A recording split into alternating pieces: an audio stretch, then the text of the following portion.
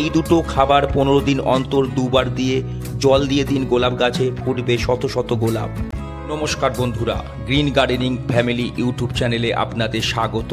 সবাইকে আন্তরিক অভিনন্দন জানিয়ে শুরু করছি আজকের ভিডিও। আজকের ভিডিওর বিষয় ফুলের রানী, ভালোবাসা, বন্ধুত্ব, প্রেমের প্রতীক গোলাপ। গোলাপ ছাড়া আমরা বাগান কল্পনাও করতে পারি না। সবাই চায় সারা বছর প্রচুর প্রচুর ফুল, না জানার কারণে হতাশ হই আমরা। কোন প্রজাতির গোলাপ লাগালে সারা বছর ফুল পাবেন, সুগন্ধে ভরে থাকবে আপনার বাগান। দুটি খাবার দুবার গাছে দিলে শত শত গোলাপে ভরে যাবে আপনার গোলাপ গাছ। আর সর্বশেষে অবশ্যই থাকবে এর ভেষজ গুণ, যা শুনলে হয়তো আপনি অবাকই হবেন।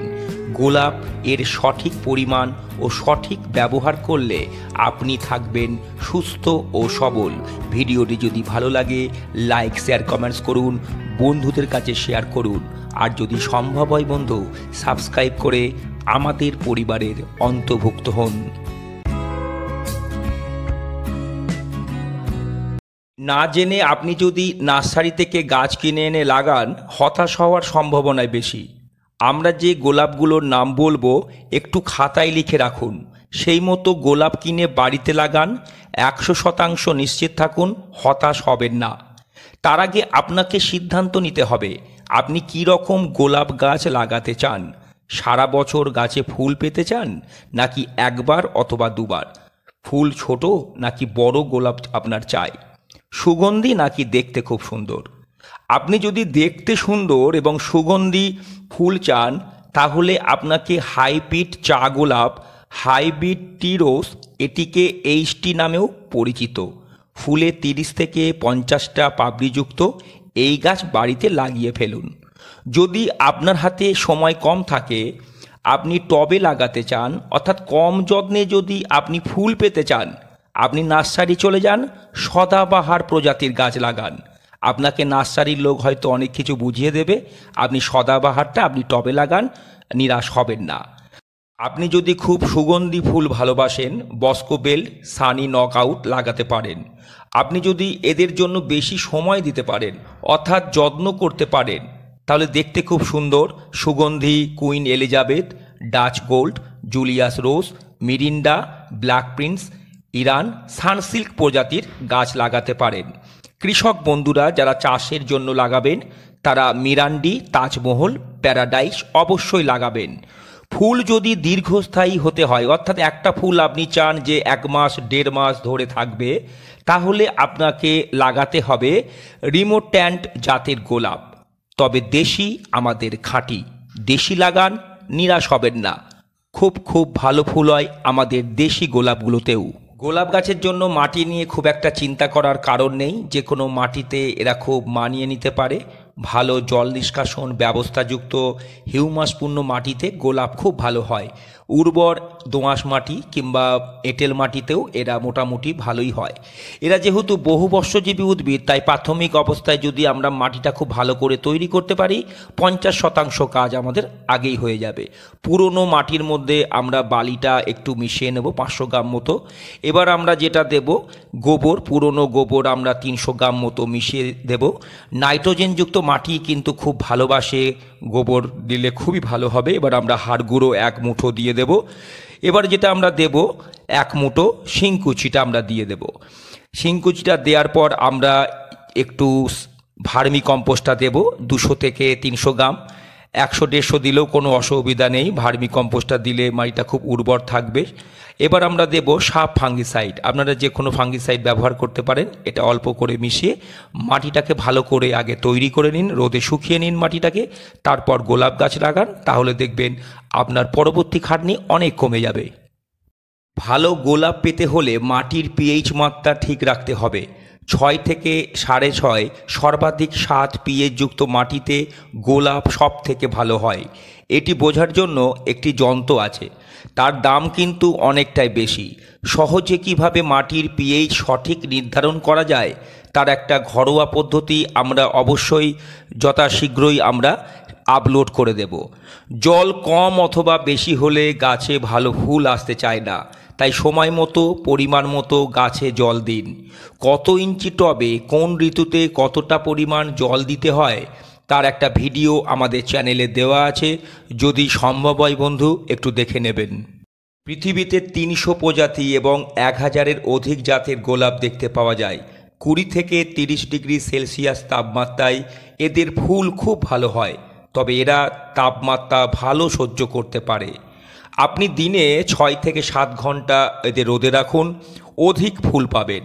খুব গরমে গাছকে সকালে অবশ্যই স্নান করিয়ে দিন, তাতে গাছ আপনার ঠান্ডা থাকবে। গোলাপ গাছের এই পুরনো ফুলগুলোকে অর্থাৎ শুকনো ফুলগুলোকে আপনাকে কেটে অবশ্যই ফেলে দিতে হবে। গোলাপের প্রুনিং বা ডাল ছাঁটাইয়ের ক্ষেত্রে আমরা খুব বড় ভুল করে ফেলি, পরবর্তীকালে আর গাছে ফুল আসতে চায় না। এই ভুলের জন্য গোলাপ গাছের প্রুনিং সব গাছের থেকে আলাদা হয়। আপনি নভেম্বর মাসে হার্ড প্রুনিং করতে পারেন। 1 বছরের নিচের কোনো গাছকে ডাল ছাঁটাই করবেন না। ডাল ছাঁটাই করার পর যে কোনো ফাঙ্গিসাইড 1 লিটার জলে 2 গ্রাম দিয়ে আপনাকে অবশ্যই স্প্রে করে দিতে হবে। গোলাপ গাছের প্রুনিংকে 3 ভাগে ভাগ করা যায়।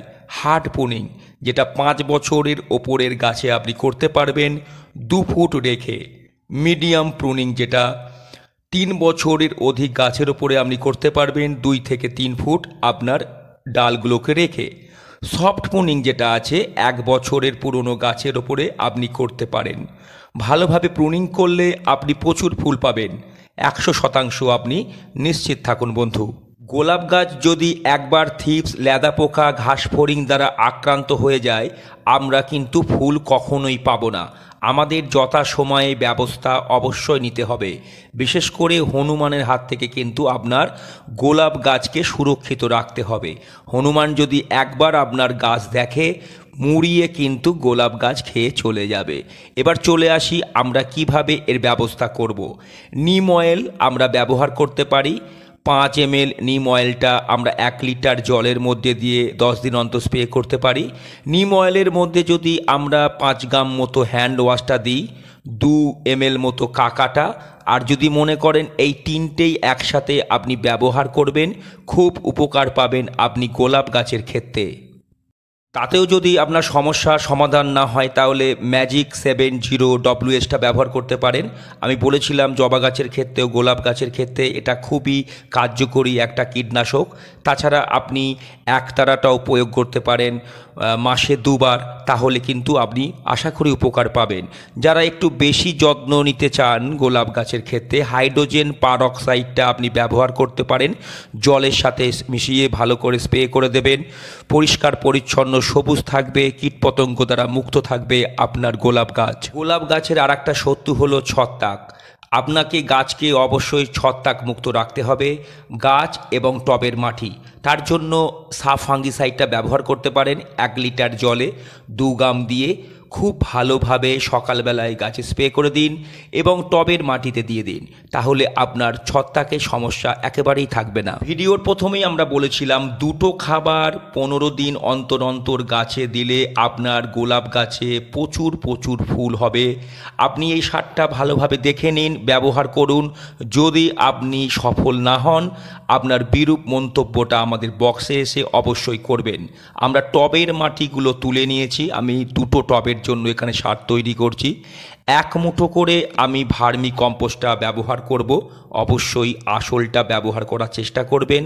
পুরনো গোবর সারটা আমরা 1 মুঠো দেব। এই গোবর সারটা কী করে তৈরি করতে হয় এর ভিডিও আমরা খুব তাড়াতাড়ি আপনাদের দিয়ে দেব। 1 মুঠো করে আমি 2টো জায়গায় এই গোবর সারটা আমি দিয়ে দিলাম। এবার ডিমের খোসা, ডিমের খোসা কিন্তু আপনাকে গুঁড়ো করতে হবে মিক্সির মাধ্যমে। এই গোটা গোটা ডিমের খোসা অনেকে বলে দিতে, একদম দেবেন না। আমরা এই ডিমের খোসাটা 10 গ্রাম মতো আমরা নিয়ে নেব। ভালোভাবে গুঁড়ো করবেন, যত ভালোভাবে গুঁড়ো করবেন কাজ কিন্তু তত আপনার ভালো হবে। এবার আমরা কি করব, এর মধ্যে চা পাতার খাঁকি দেব। যারা দুধ চা খান অবশ্যই চা পাতার খাঁকিগুলোকে ভালো করে জলে ধুয়ে রোদে শুকিয়ে নেবেন।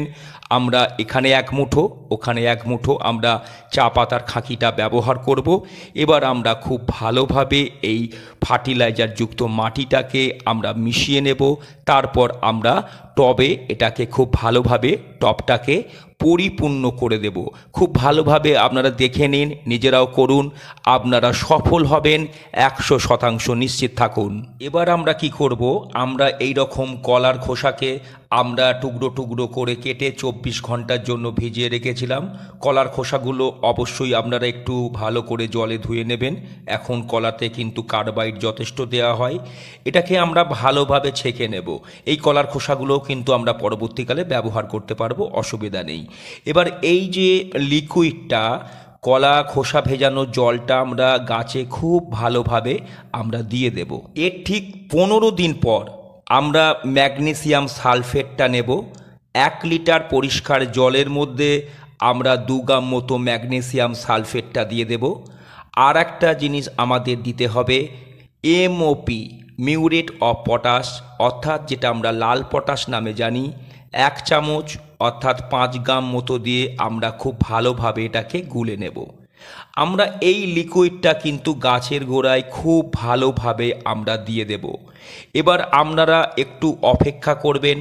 আপনার যে কোনো গাছে, গোলাপ গাছে প্রচুর প্রচুর ফুল হবে, আপনি নিশ্চিত থাকুন এ বিষয়ে। আমাদের গোলাপ গাছকে যেমন আমরা সুস্থ সতেজ রাখবো, আমাদেরও থাকতে হবে সুস্থ সবল, বাঁচতে হবে আমাদের বহু বছর। আসুন আমরা জেনে নিই গোলাপ গাছের ভেষজ গুণ। গোলাপের হার্বাল টি বর্তমানে সারা বিশ্বে একটি জনপ্রিয় পানীয়। আয়ুর্বেদ মতে গোলাপকে বলা হয় শতপত্রী। গোলাপ রান্নার কাজে ব্যবহৃত হয়ে আসছে অতীতকাল থেকে।